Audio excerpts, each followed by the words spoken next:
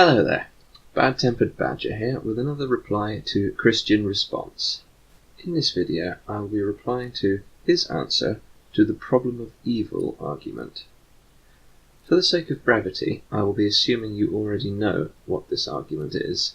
If not, there is a link in the description to an excellent video explaining it. Imagine you are a chess player. You're a decent chess player, by way of analogy. Sitting across the table from you is the greatest chess player of all time. He moves his queen into a place where you can grab it. Do you go, "Oh my God, what an idiot. I'm gonna win this game"? You might, but keep in mind, this is the greatest chess player of all time across the table from you. So you might just assume that he made a mistake. Probably far more likely is you'll go, "It looks like he made a mistake, but he's the greatest chess player of all time and I'm not that great. He must know something that I don't."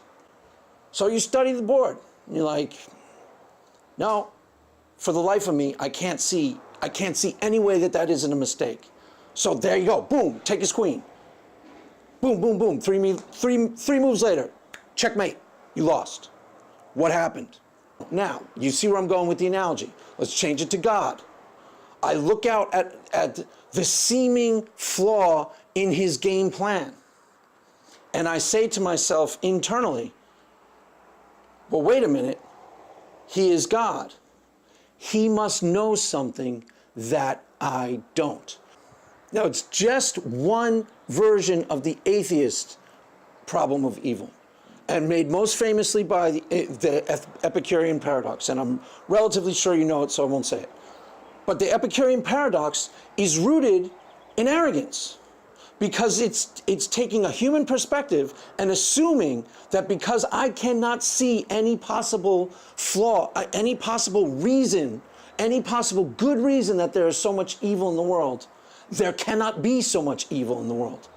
I can't answer it personally, therefore it must be wrong. The same mistake you make when you're playing the greatest chess player of all time.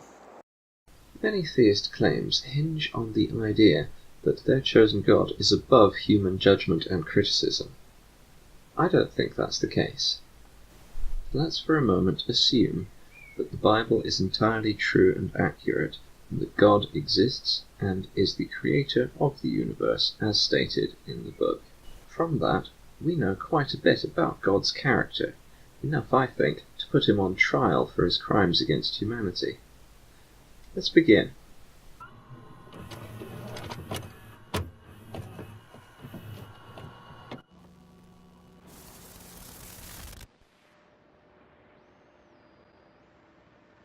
Firstly, God is guilty of genocide, having killed every living being on earth bar one family.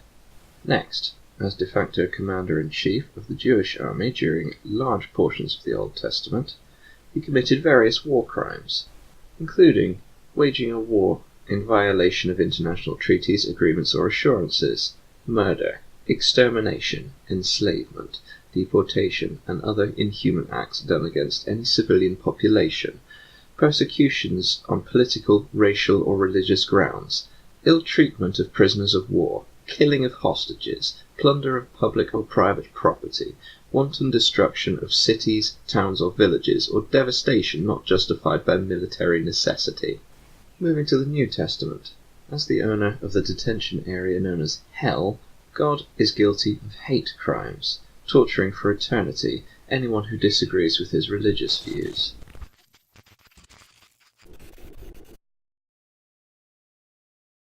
Looking at that testimony, this God character isn't someone I would trust to have humanity's best interests at heart. The book of Job answers the problem. Now, nobody really discusses the book correctly. Two most important parts of the book of Job. Satan goes before God, and he says, I'm going to do all these terrible things to Job. Point number one about this. The most important thing to notice is that he exists outside of God. It isn't God. It is a different thing. God says to him, the most important line in the whole story, go for it, but go this far and no further. That's a very handy get-out clause. God doesn't want to get his hands and reputation dirty, so he creates an evil being to do his dirty work for him. Yes, there is an enormous amount of evil in the world. And yes, if God is omnipotent, he is to some degree, has allowed every single minute of it. The Bible agrees with you perfectly. Jesus said, all authority in heaven and earth has been handed over to me. Hence, God could stop it at any time. And he does not. I assume, based on my position spiritually, that he knows he knows something I don't. And he has a very, very, very, very, very good reason for it. I do not grant God that assumption, and if through some great misfortune it turned out the Bible was indeed correct, I would demand an explanation upon meeting your God. The book of Job answers the question. How does it do that? At the end of the story, Job goes to God and sees him as he truly is. Perfect in all his glory, perfect in his manifold perfection, his unerring beauty. And Job says simply, I repent in dust and ashes, and I abhor myself. What does it mean? It means I'm sorry for questioning you. I can see now that I see you with my own eyes, that you are actually perfect, that you are actually truly and honestly perfect and good. In other words, he just says, hallelujah. Here we get to the crux of the matter. God allows so many terrible things to happen to Job, then turns up in all his might and glory to insult, belittle, and intimidate the poor chap into falling to his knees and worshipping. If anything, this book portrays the character of the Christian God as a tyrant who rules over his subjects with fear and threats of eternal torture. I think it fortunate that there is no evidence for this God's existence. Thanks for watching.